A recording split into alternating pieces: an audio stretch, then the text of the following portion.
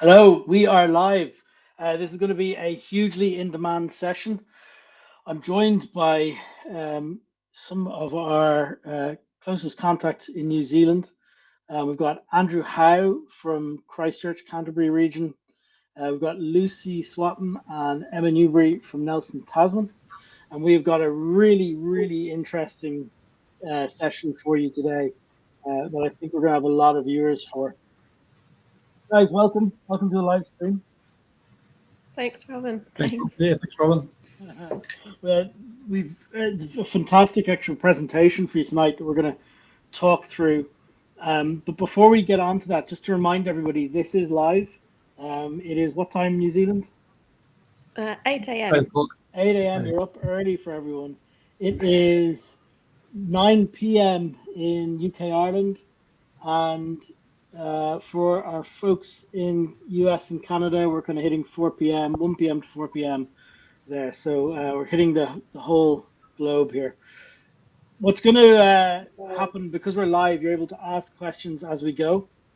You'll start to see some names you recognize coming in the comments here as we go. There's Dean. Hi, Dean. So you can come in with comments. Amy's controlling the cameras in the background here. She's dealing with all the comments and she's lining them up for us. So do ask the comments. We'll call them out and we'll go through each one as we can. So that's fantastic. Remember to subscribe. The best place to do that is on YouTube. You can hit follow or subscribe to our channel. You can also subscribe to the podcast version of this. There's an audio only version as well. If you just, whatever podcast app you use, search for D4H.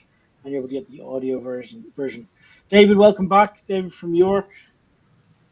So let's get stuck in here a little bit. Andrew, you are in Christchurch at the moment. Yes, that's correct. Tell me a little bit about yourself and your role. Good morning all. And I've been doing this emergency management advisor role now with the Canterbury Civil Defence Emergency Management Group for just past 18 years. My primary role is our operational readiness coordinator, and everything that involves with everything from making sure our response facility is ready to go and everything that comes with that, radio networks and all those sort of bits and pieces. During the response, I sit there as our response manager, but primarily fill the role as our logistics manager. And prior to starting this role, I had 20 years in the New Zealand Army. Wow, excellent. Luci, you guys are in the north of the South Island, I should say. Yeah, right? So we're in Nelson, Tasman, so the region at the top of the south, alongside Marlborough. Wine. Yeah, we all know wine. Yeah.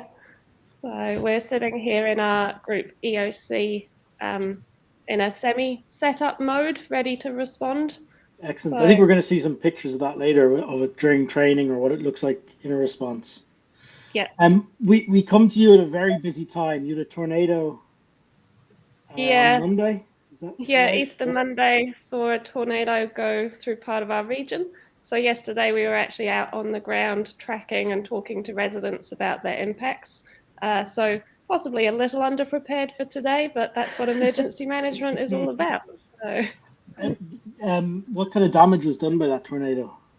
So there was about a 3.5 kilometre track. At points it was about 200 metres wide through quite a lot of forestry block. But then also we've got about only 8 houses now red or yellow stickered, so people can't be in those homes, but it impacted about 50 properties. So it was a bit out the blue for us. We had thunderstorm watches, but weren't really expecting a tornado to come through the region. Yeah, and is a tornado a common occurrence for you? Is this no, no, but I think in the last few days there's been about 3 decent size recorded across New Zealand now. So it was just weather patterns managed to make this one happen, but no, definitely not a common occurrence around here. So. You guys have the best emergencies, there's no doubt about this. Emma, you are in a very, what would I use the word? I'm jealous of your placement. Tell everyone what you're doing and why you're there. So I'm currently studying my undergraduate at Coventry University in the UK in disaster and emergency management. And as part of that, we do a year in placement. And so I've managed to come over here and work with the team in Nelson, Tasman for about 6 months now.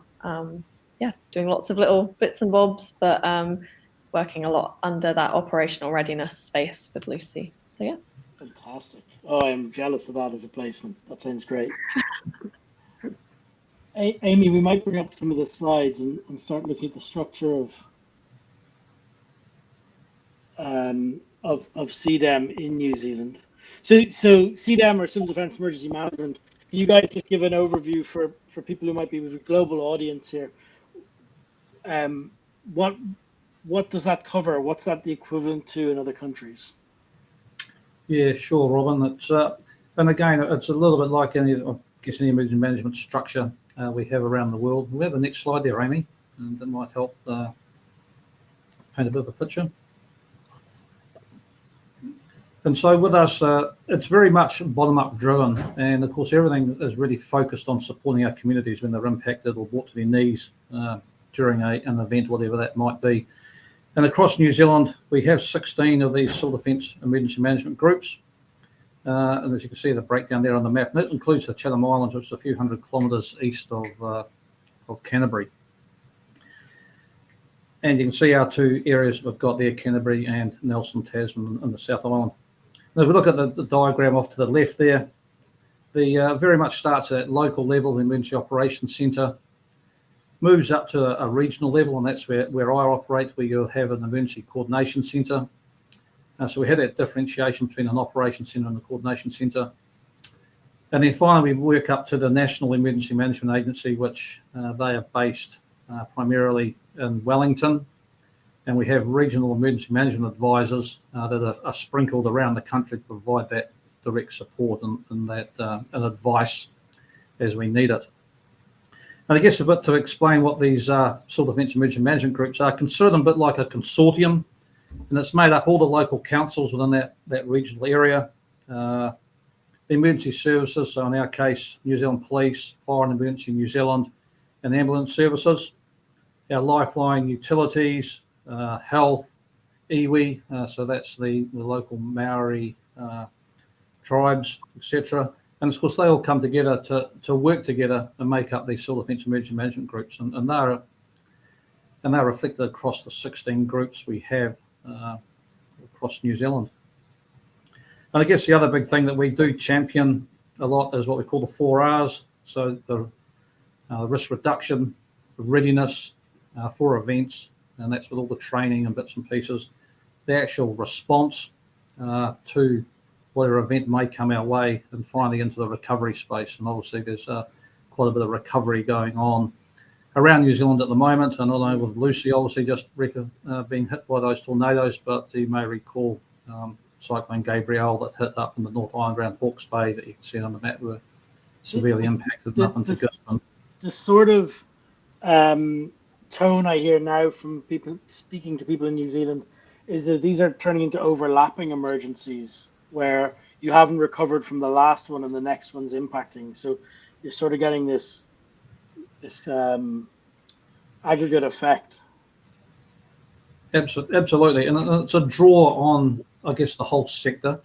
And as you imagine, the staffing of these emergency operations centres are just council staff members. It's not their day job, so they're given the skill sets to come and help in the emergency operations centre. So for the support during Gabrielle, people pulled from across New Zealand to go and help. I mean, for us in Canterbury, we had about 170 odd people go up, everything from response teams to individuals to work area from Auckland across into Gisborne, across into Hawke's Bay to help out in this response. So it's really that the whole sector coming together to support whichever part of New Zealand is impacted. And at one stage with Gabrielle, there were 7 of those civil defence emergency management groups in the North Island were activated at some level. Wow. Tell me a little bit more about the Canterbury region. I think you've got a slide there on that. Emma or Luci, you're controlling slides, or is that right? I think Amy's. Oh, yeah. Perfect. Okay, great. Even better. So okay. So we zoom in on Canterbury there. You can see we're made up of 9 local councils, plus an overarching regional council.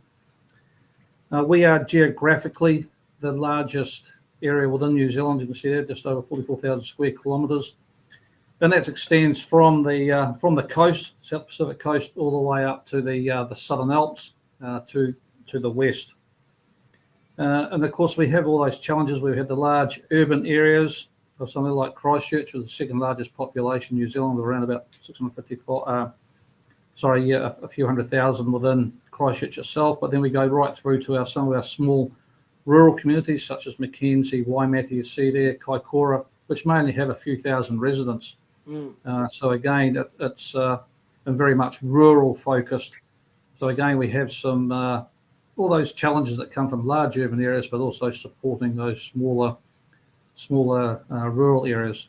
And one thing to also notice down South Canterbury there, and especially in the Mackenzie district, is all the hydro scheme, which produces the majority of the power for New Zealand. A lot of that gets pumped up to the North Island as well. So we have all these large dams, man-made canals, etc., within our region. We also have coming more and more often. There's a lot of arable farming, dairy farming, cropping farming across the Canterbury Plains. So we're seeing more and more of these large water storage dams being built. And of course, we have plans for those, or those organisations also have to have plans should there be a catastrophic failure of those dams, because obviously they hold a fair amount of water, and where that water goes should those dams burst.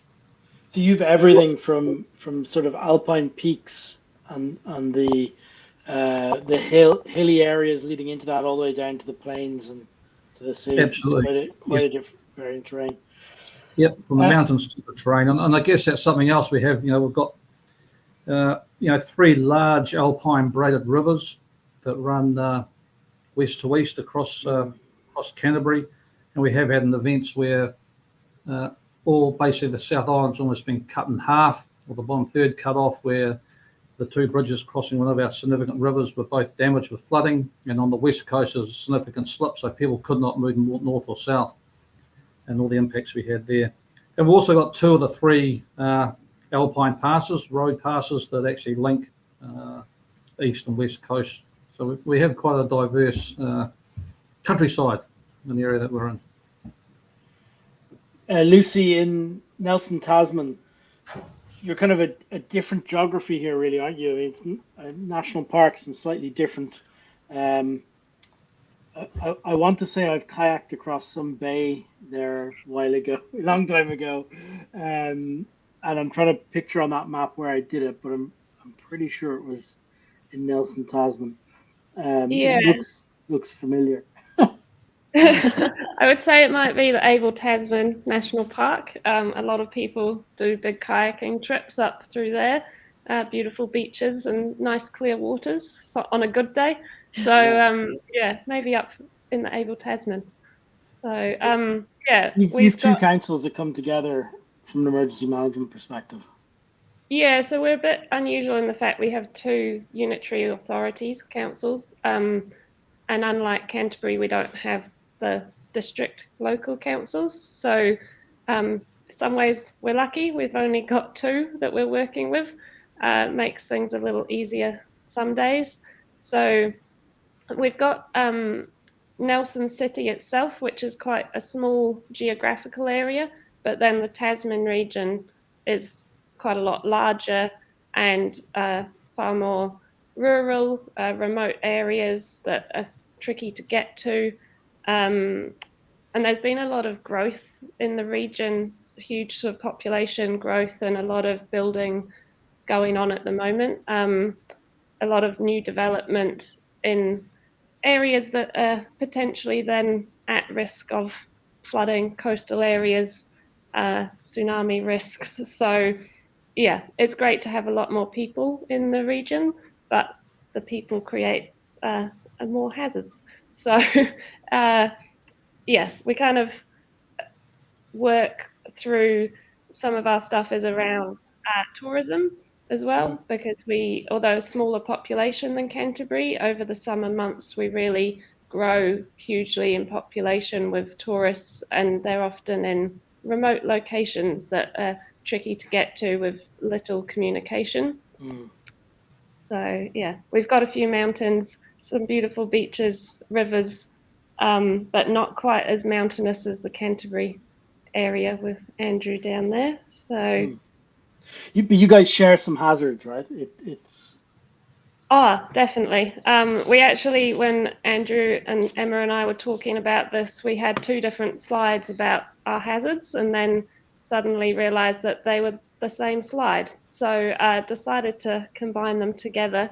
So yeah, tsunami is a big one potentially for us. We can have anything from a locally sourced tsunami just off the coast out to kind of something in the Kermadec Islands. We quite often get warnings that we have to deal with, but so far we haven't had significant impacts along the coast, which we want to keep that way. what when you get a warning, what happens in the communities? Is there sirens or anything, or text alerting, or how do you get that out to people? We're a bit different. Nelson Tasman doesn't have sirens. Canterbury has some. I previously worked in Waimate, so I know some of the Canterbury areas have sirens. We do use an emergency mobile alert if we need to. So that is a system where it forces a message into people's mobile phones. They run an annual test on that, and the numbers of people who are receiving it are actually going up each year, which is really good. So that sits with our duty officer responsibility, because obviously you're potentially sending a text message out for us to about 30,000 people along the coastline. So we don't take that lightly at all. But yeah, there's some good systems in place for warning people. And there's also a lot of public education around long or strong get gone. So we do expect the public to really take on those messages of if they feel a long earthquake that is strong, so it's too strong to stand up, then they do actually need to move to higher ground, because we are possibly one person on duty, and that duty officer could also be at the beach trying to get to higher ground before they get a chance to send out an emergency mobile alert. So yeah, we strongly push that the public actually take on that messaging, and they need to follow the guidance. And so, Andrew, when we were talking earlier about these sort of weather-related events, drought, snow, flooding, wind, heat emergencies, and I guess that it adds fires into there as well. These are climate related, and are you seeing a change with that? Or I should say, are they climate related? And are you seeing a change with that with climate change? Is this an increasing trend of weather related events, more extremes? Yeah, our sort of view there, the climate change is having an impact on the frequency and in some cases the severity of the events we're facing. I know our planner and our office is doing a lot of work alongside with health at the moment as we develop more of those heat plans, and it is getting more recognition. There's got to be some more national planning around sort of these heat emergencies and the way that could develop further. Everything from water supplies, and does it get so hot that it could impact, even for example, talking with the local airport here, the international airport, would that impact on the main runway? If it gets so hot, will they still be able to land planes, etc., and all those other implications that come with it. Is there enough water pressure in the hydrants to fight fires from the streets, etc.? So it is something that's being considered a lot more, and it is having an impact on us. I mean, the general trend seems to be obviously more extreme, more weather at each of the extremes of hot and cold and storms. It's a very interesting area, I think, for emergency management at the moment. That, I think if there's no change in terms of the climate, we're going to see this just increase. If we stop carbon emissions today, it increases for another 20-25 years, getting worse, and that's not linear. It's going to be exponential. I think it's a fascinating area for emergency management over the next 10 years. I can see Jeff's given us a bit of info on the sirens, that they are similar up to the Waimak River, tested twice a year.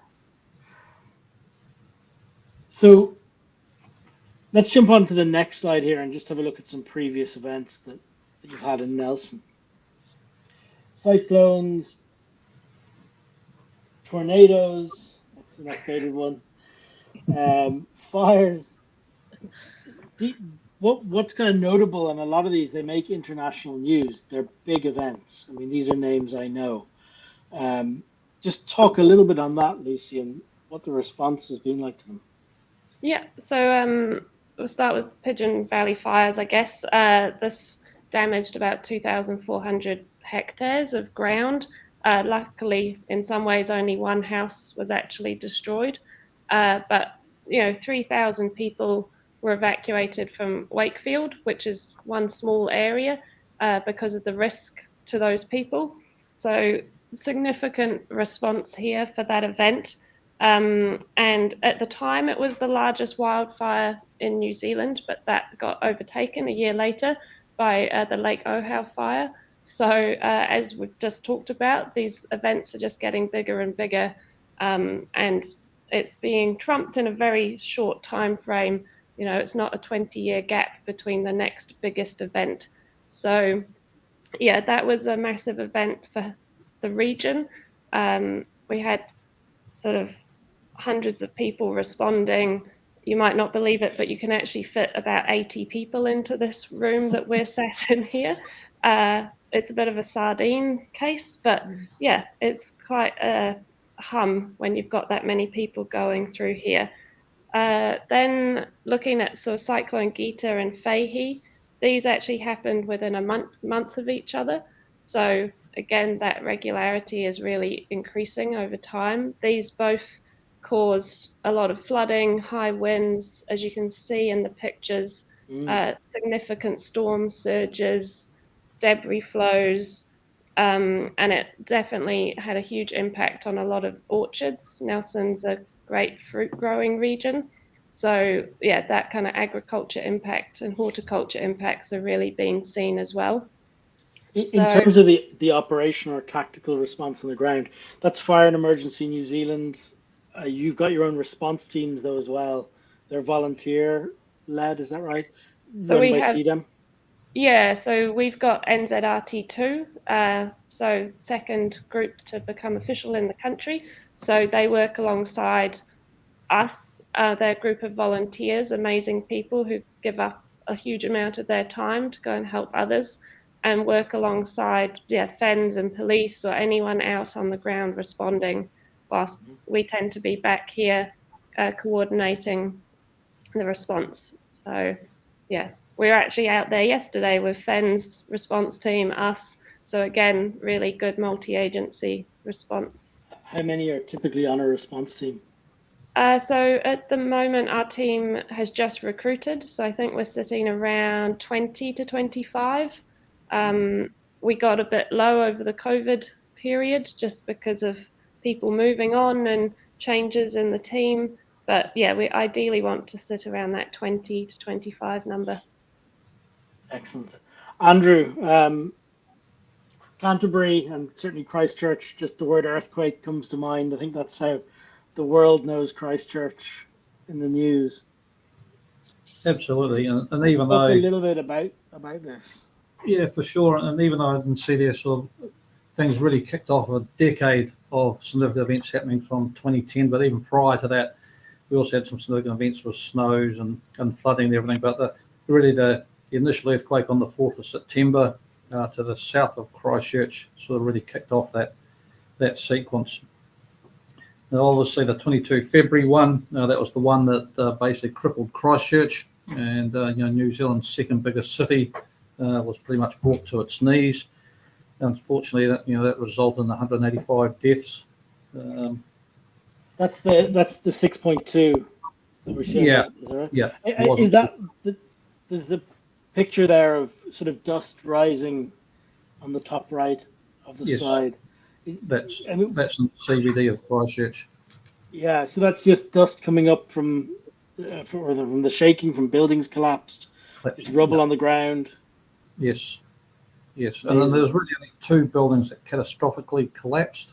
and obviously a lot of other damage. Some of the older buildings with facades and everything, and the old brickwork are collapsing. And of course, there's a lot of earthquake strengthening going on with older buildings around New Zealand. It was happening prior to this earthquake as well, but as you imagine, it can be quite a long and costly process for building owners to bring buildings up to new codes as well as far as strength goes.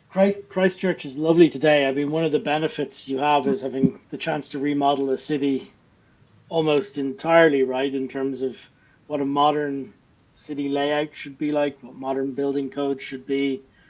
It seems Absolutely nice. It's like a model. It's like a model city. You walk around it and everything's nicely done. There's still a lot of building to go. There's still a lot of empty building sites, which are car parks as well. But I mean, work is starting on our new stadium finally, so the Mighty Crusaders have a new home. And again, we take on the Aussies with the Bidderslow Test matches and stuff like that with the All Blacks.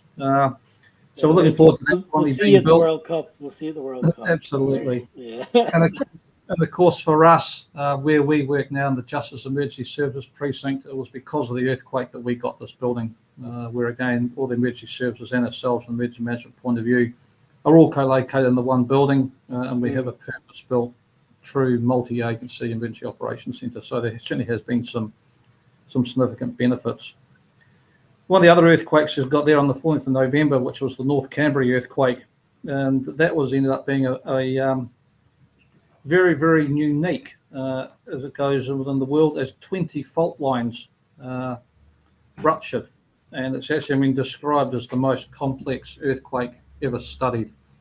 And you can see some of the photos there, cows stranded on slips and bits and pieces. The bottom left there, there's along State Highway 1, our main arterial route along the east coast of South Island was closed for well over a year, just with significant landslides that took out both the road and the main trunk railway line as well. So that was certainly a significant event in the Kaikoura region. I see we've got Dean online. He's from Emergency Management, also up there at the moment. Wasn't there at the time of the earthquake occurring, but that whole district was completely cut off, moving north and south. The seabed rise by a few metres. You can see that photo in the middle there at the bottom left. It's phenomenal when you drive along and see that what was used to be underwater is now above ground, even at high tide. And you can see Mother Nature comes back pretty quick now. If you go through, there's grasses growing through. What was back in 2017 was underwater under the sea. Wow. Yeah. I know that Emma's going to talk us through the Alpine Fault in a little bit. But you've also some big fires, the Port Hill fires. Before we get on. Yeah, our next slide we've got there. We had the again in February 2017. We had the Port Hills fire. That did start as two separate fires that merged. And of course, for the city, it was I'm looking out the window here in the office I'm in, overlooking the Port Hills. So many of the residents of Christchurch could view that fire. So I'd imagine for them very, very frightening. So.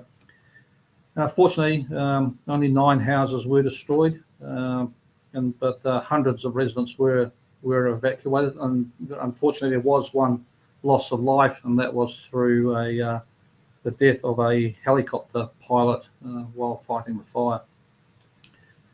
Some of the other things we've got, there's a number of weather events we've had.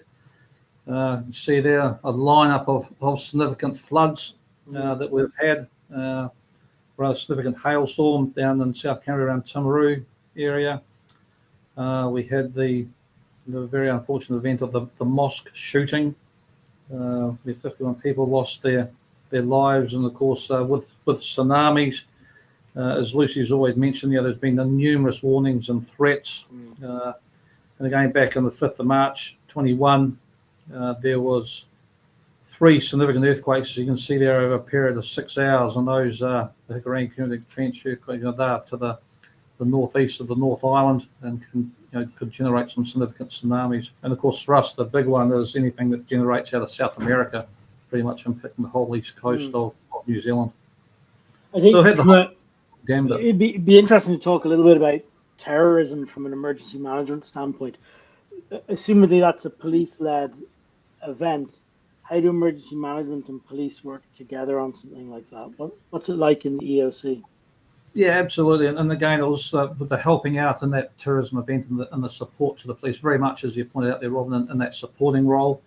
And this was really focused on the Christchurch City Council sort of events emergency management team, and they provided some of that wraparound supports for those affected families and the Muslim community.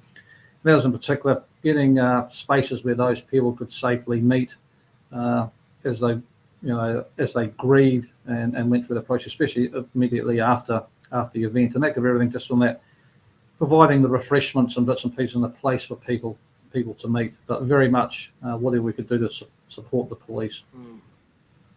Excellent. Emma, you've been waiting patiently to tell us about the Alpine Fault. Yeah, I'll try. Educate us.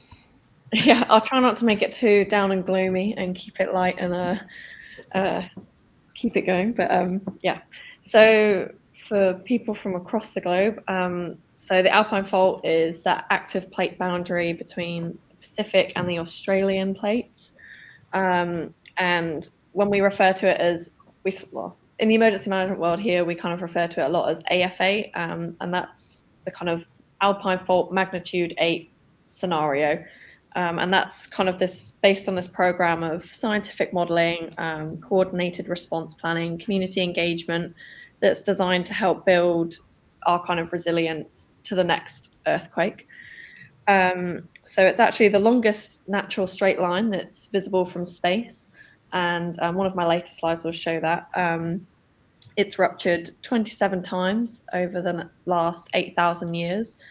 And on average, it ruptures around every 300 years, with the last significant earthquake in 1717. So if you do the maths there, we're kind of on par to be due for the next one. And through the AF8 modeling, it's predicted that there's a 75% probability of an AF8 earthquake in the next 50 years. And there's an 82% chance, or a 4 out of 5 chance that it will be of a magnitude 8 or higher. So basically, when it does rupture, it won't be of a small scale. It's going to be quite widespread. Yeah, will cause a little bit of damage.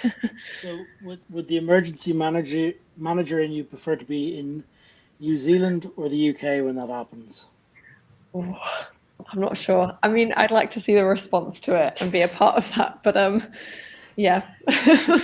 So We've all been praying it doesn't happen. I went to one of the community outreach meetings. I think it was in Selwyn Council at the time, and the community hall set up, and it was all information about the Alpine Fault. And the big message to everybody was, we're not coming to help you. This is an overwhelming event for the country, of which communities and rural communities especially have to be prepared to survive themselves.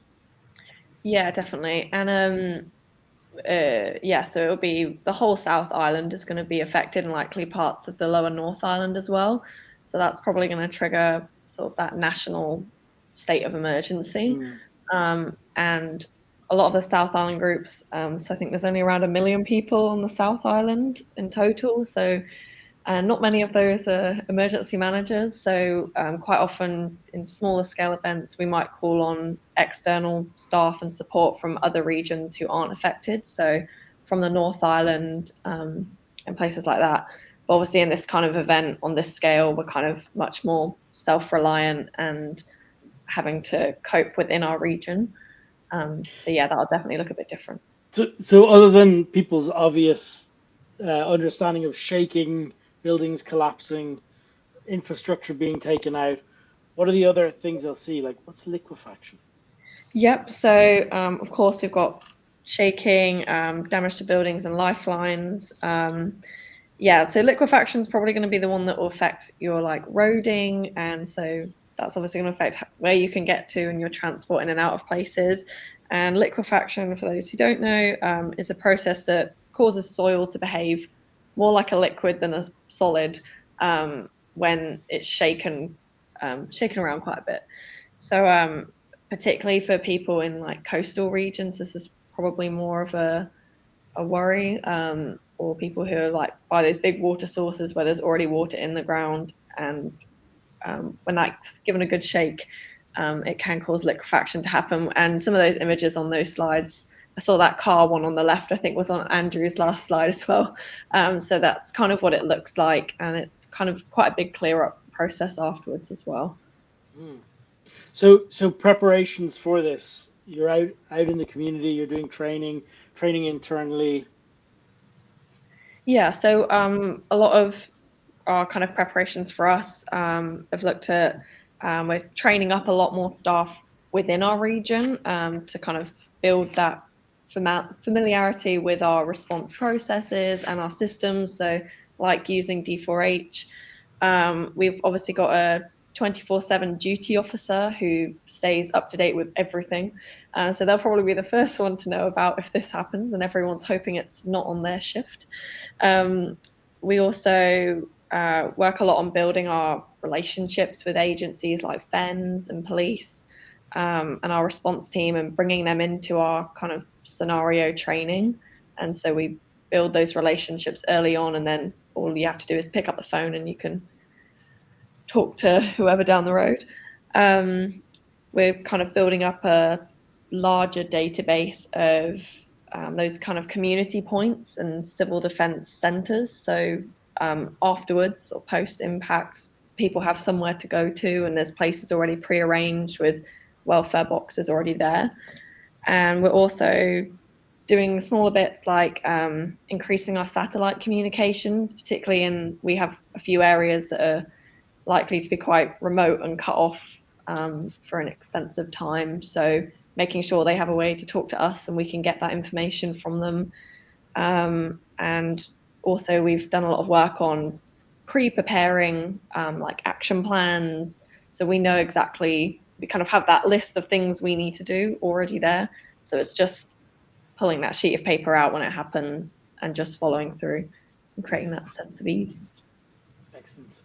I can see in the comments here, there's Jonathan Reeves is talking about a similar fault in Seattle, USA. And I assume, Jonathan, that's got similar expectation. It's overdue. Yeah. And I think one to add there, Robin, just from what Emma was saying, is a lot of the key agencies are doing an awful lot of planning in their own space as well.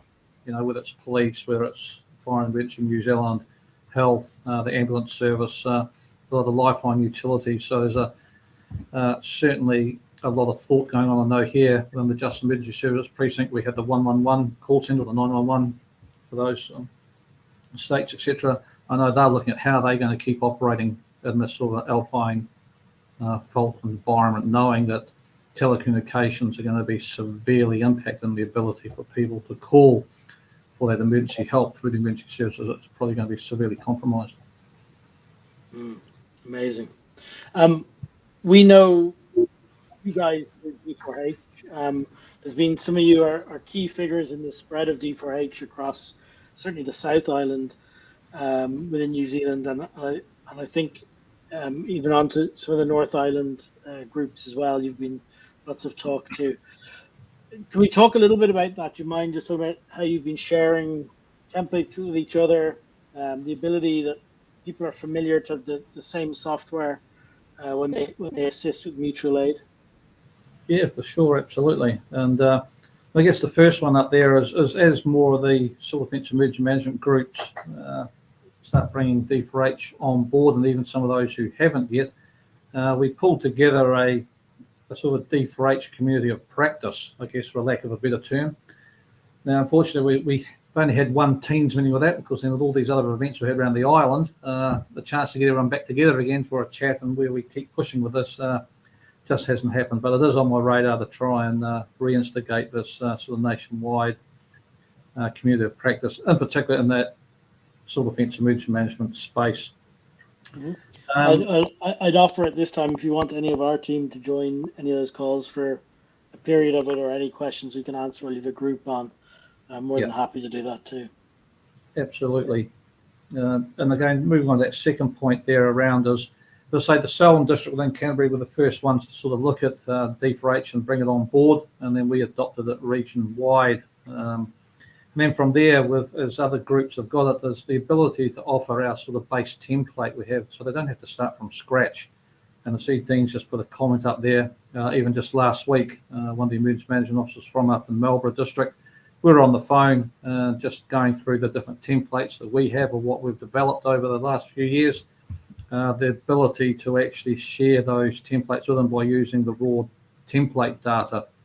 And we've had some examples of that, even just internally across Canterbury, development for something I did like a finance tracking status board and bits and pieces. So again, we've found the ability for someone to develop something and then to be able to share that raw template data and then just post it into a new status board or whatever, and you've got it there instantly, has been fantastic. And not having to start from scratch when say another organisation is adopting D4H.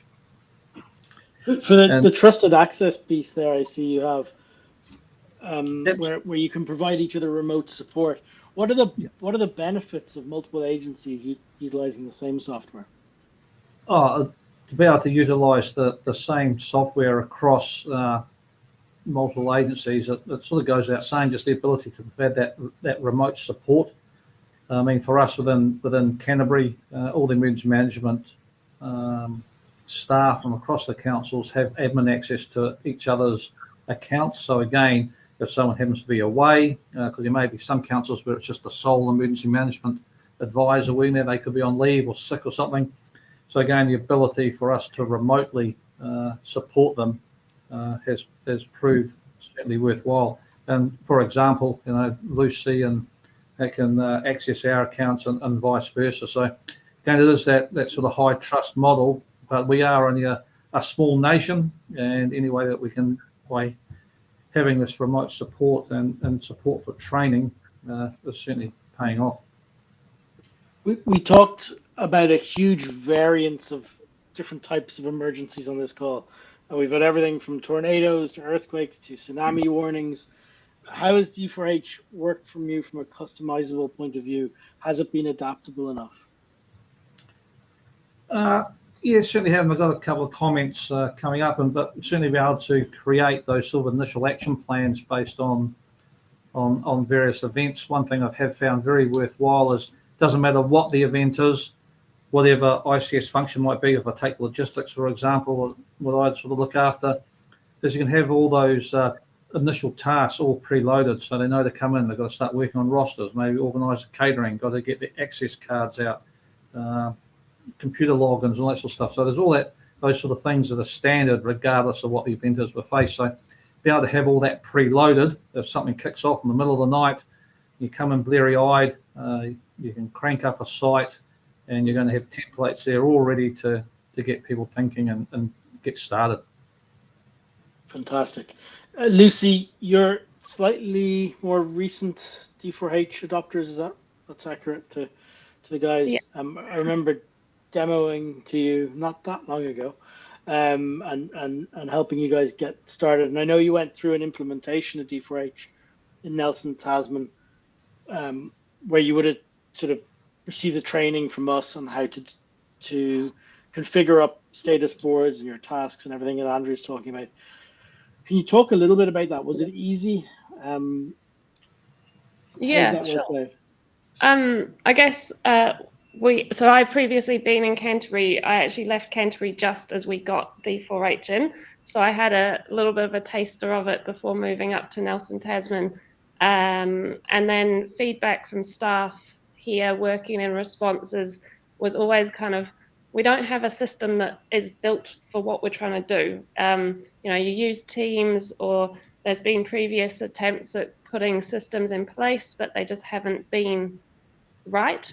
So after seeing D4H in Canterbury and others in the team getting little tasters when you deploy somewhere else, made the decision to go with D4H. And it's really good to be building that consistency across the South Island, at least, so that when we send people or we go to help in other places, you're using the same tool.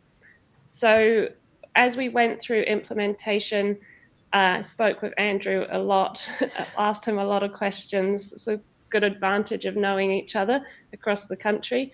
And he offered for us to have their site copied to us, basically. So when we first signed in, we actually had a setup in exactly the same way that Canterbury did. We had all their status boards, their templates, which saved us a huge amount of time recreating anything for ourselves. So we've obviously gone through and tweaked and changed things to make them sort of customized to our local situation.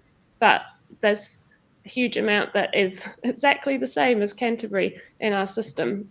So thank you, Andrew, for all your work. And I think thank you, Selwyn, for all their work before. So once we were set up, which did get a little bit interrupted by our August weather event, we were on track to get things moving a bit earlier, but that's what we do, so that's fine. We actually decided to run a scenario-based training to introduce D4H to our response staff. So we had about 90 people go through a half-day exercise, and it's the first time most of them had seen D4H. And so we did a few key things to try and make that easier for the staff learning on the job, basically. So we actually brought in some mentors. So Andrew came and helped us. We had someone from Selwyn District Council and a couple of people from Otago who came up to Nelson, Tasman. They were here for the day. They sat alongside people to help them out with that real sort of expertise. I think we were still learning the system as we were delivering training. So it was really useful to have Andrew and others in the room. And yeah, highly recommend to others to bring in expertise when you're doing that. And people who understand your systems as well as D4H worked really well. So I understood that it was like there's about 90 responders involved in. Is that part, the scenario-based training? Yeah. So we did 2 shifts for scenario-based training of about 45 in the morning, 45 in the afternoon. And is that what we're looking at in this picture? Is that yeah, so that picture there in the bottom right-hand corner was from the scenario-based training day. Mm-hmm. Yeah, we can hack quite a few people into a small space. So these are council staff. They've got other normal jobs, is my understanding, and you're bringing them in. Yeah, so these people work potentially in the libraries, in customer services. I can see Barbara in that photo, who's health and safety at Tasman District Council. So yeah, they're people who have everyday jobs, and then we bring them in here and throw them in the deep end. So every time, really, is what it feels like. For a basic user like that who's to come in and use D4H in an emergency, we always like to say that people can use it for the first time in an emergency if they have to, like that. It's simple enough. But what's the actual time for them to be familiar with the software, from sitting down at it and being able to competently use it as a basic user? I think, depending on the user, but within an hour, I think people were pretty much on board. They were putting things in the updates log section. They were doing some taskings. It was really quick for people to actually sit down for the first time. The hardest part is probably to get people to remember their login and their password, more than actually how to use the system. So yeah, and the feedback was amazing. You saw people just go, this is what's been missing for the last 10 years. We can forget about the post-it notes on desks that get lost because this just has it all. So yeah, it was awesome to actually see people's faces just light up because finally there was something in place. And then you extended that out and did online training for a wider group. Yeah, so we couldn't obviously capture everyone in that day for scenario-based training. So we offered an online hour-and-a-half session, which Emma and I ran. You can see the photo that looks very similar to our setup today. And that was really to go through the basics. We did it online because you don't have to get people physically in the room, which is sometimes a challenge. And we also recorded the session so that anyone who couldn't make it could actually just watch it when it suited them. And again, really good feedback. It was super interactive, which was really cool because we just set up a play for each one. and it was a shortage of chocolate biscuits or ice cream or nothing too serious, but it just encouraged people to get in and have a play. And people have gone in since we've had a look, and they keep on going back to work out new parts of the system. So great. We're quite aware that it's not just a silo of D4H. You've got lots of other complementary products that I think you both use during incidents. Can you introduce these to the people and how you use them, and how where are the edges on all of this? Yeah, Andrew, we're gonna. Yeah, I can take this initially, but yeah, you've got the classic Microsoft Office suite of products that we still use with Outlook, obviously, for email correspondence. That's still a significant way of communicating across agencies, and especially those external from our response facility. And again, for also using it for sharing, sit reps, action plans, etc. Microsoft Word Publisher. We might find, especially our public information management teams, might want to produce something a bit more flashy as far as a press release goes. So a little bit more of that sort of, I guess, rich text editing capability. And if you've got to do flyers or something, using something like Publisher. And again, one thing we've always struggled with is rostering. So we still pretty much use an Excel spreadsheet to manage rosters within with our response facility, and I think you'll find to be the same for Luci and Emma. I'll skip forms. I'll get Luci to that. They use that a little bit more. And then Microsoft Teams, and again, that's coming more and more common for communication, obviously, from everything from video chats, but also just ordinary phone calls. But we also mirror it for file storage, and that's more for documents that are created outside of D4H. So, for example, might be the press releases, or maybe attachments that have come in via an email that may not be appropriate to put into the library as such within D4H. But we've found that having a team site which has all the ICS functions in there, that people do have somewhere to store a document should they create it outside of D4H, if that sort of makes sense. So one of the things I've been championing internally for us is a Teams integration. I don't know if you've got thoughts on how that might work for you. I mean, what would be the best integration you'd see as a user? Oh, put me on the spot with that one. To be honest, haven't given much thought with that, with Robin, as far as an integration of I'll talk a little bit about things like what if we, when you create a D4H incident and you start adding people to D4H, it creates channels in Teams that chat groups are formed around. So your different roles in Teams. Is that kind of stuff useful? Auto managing sort of instant messaging groups. Yeah. And I don't know, you sort of do have the messaging capability within D4H, but again, a lot of that can sort of end up in the log as well, which really we want to keep the log pretty clean for those more significant type correspondence. But yeah, that sort of integration, I see that could be very handy. Other pieces would be to start a conference call linked to the incident, or maybe to the different teams within the incident, different chat rooms and conference calls, and then the document piece of being able to export a document from D4H straight into Teams, or vice versa, be able to access your Teams data storage through D4H. So we are looking into some of those things. ArcGIS is a staple, I think, of all emergency management. Yeah, absolutely. And for us, we've been a lot of work of developing a common operating picture for Canterbury, and we're very lucky now that we, as of the end of last year, have an embedded geospatial expert in our team full time. And so again, a lot of the work that Steve has been doing in that space is really talking with all the different agencies to basically open up their sort of data vaults and share this information so we can put it all in one place. And there's some great information out there. And for example, we talk about roading, and our state highways, they're all managed by a central government agency, but then local roads in the district, the councils are responsible for them. And of course, any mapping is not joined up as far as that. So you might find the state highways closed, but are there ways or bypasses, detours around the local roads? So again, a lot of work going in that we can actually pull up one map and we can actually see the state highway network, how that's been impacted, but also local networks as an example of where this common operating picture is moving to. There's one of the forms that we didn't mention. Luci, I'm not too sure whether to quickly touch on that and how you use Microsoft Forms.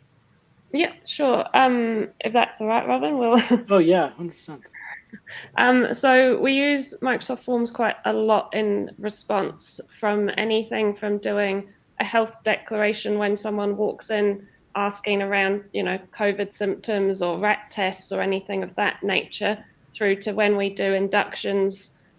We want to know if people have got food intolerances or allergies, or their emergency contact details, and we're constantly feeding that information back into a spreadsheet, and quite often it's information heavily used by our logistics team when they're doing catering, ordering, or rostering, as Andrew's already mentioned, with availability of staff across a potentially 2-week period. We'll go out and say, are you available to come in or not, and fill out the form.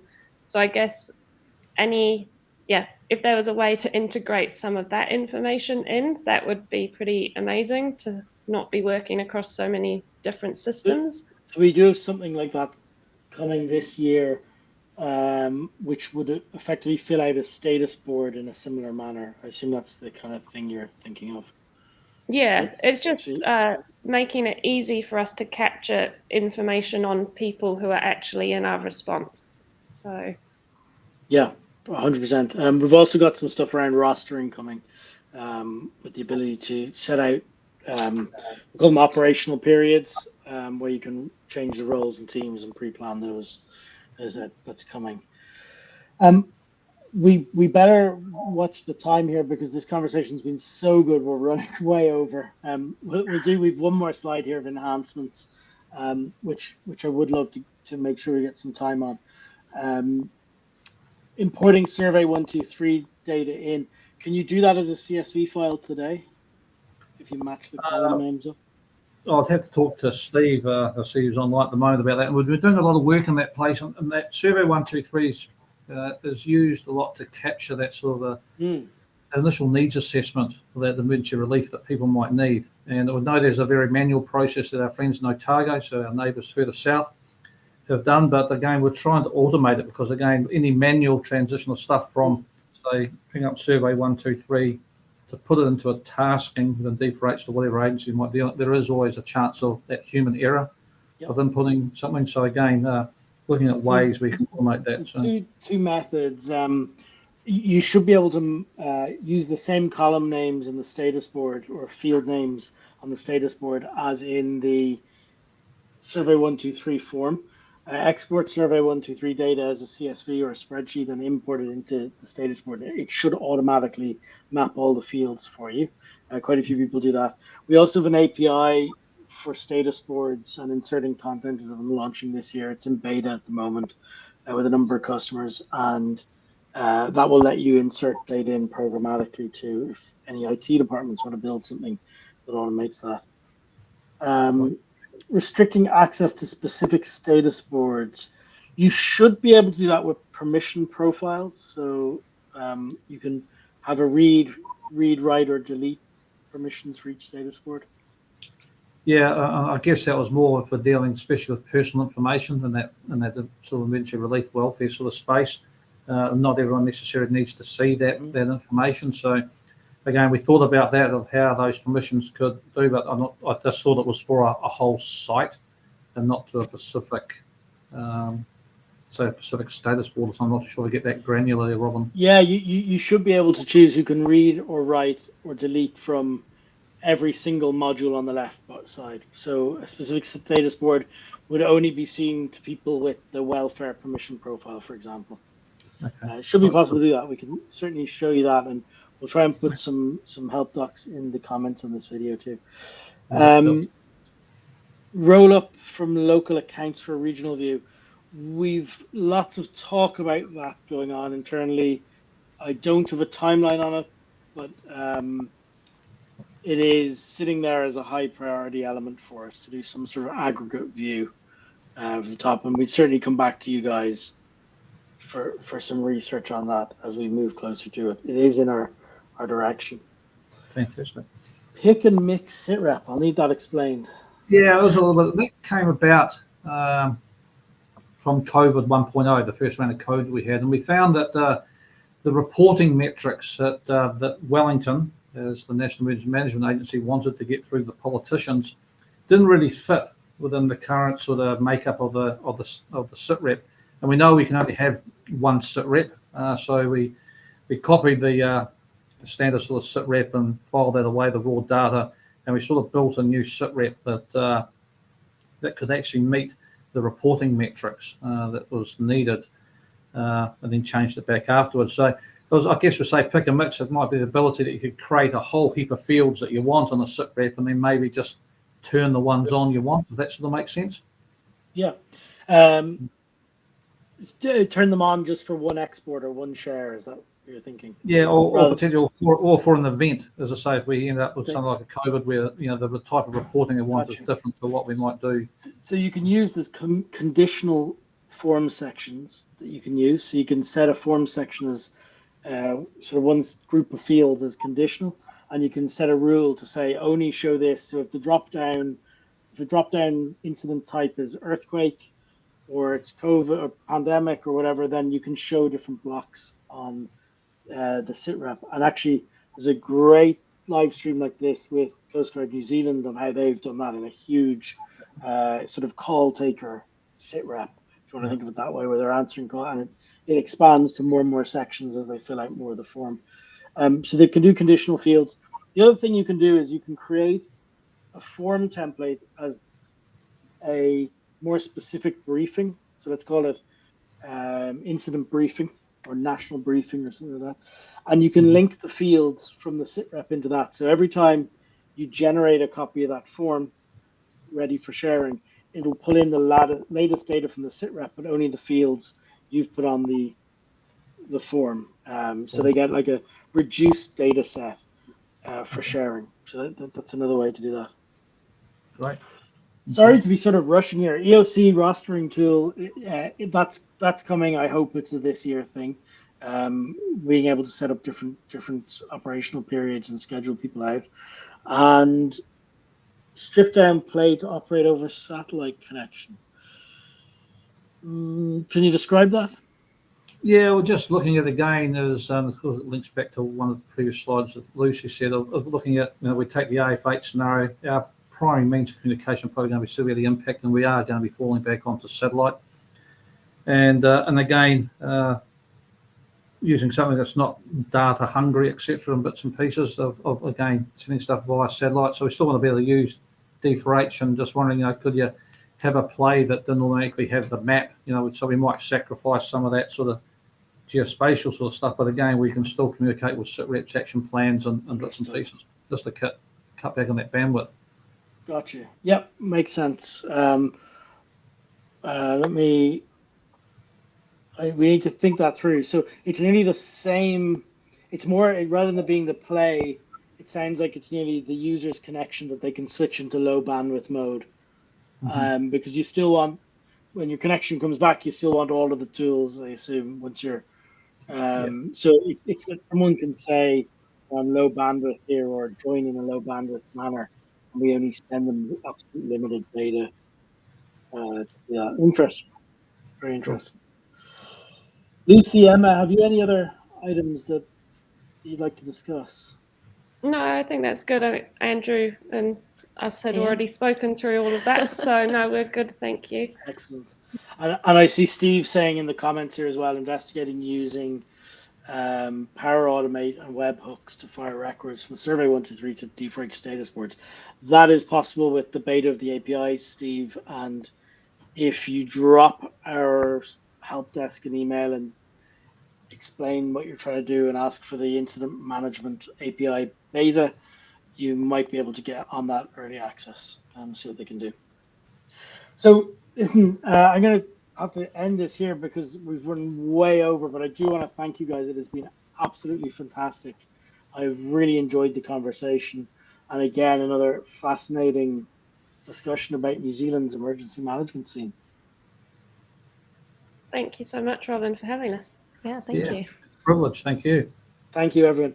To all the viewers, thank you very much for viewing again. Remember, hit subscribe at the bottom, and we'll drop you out an email for the next live stream we have.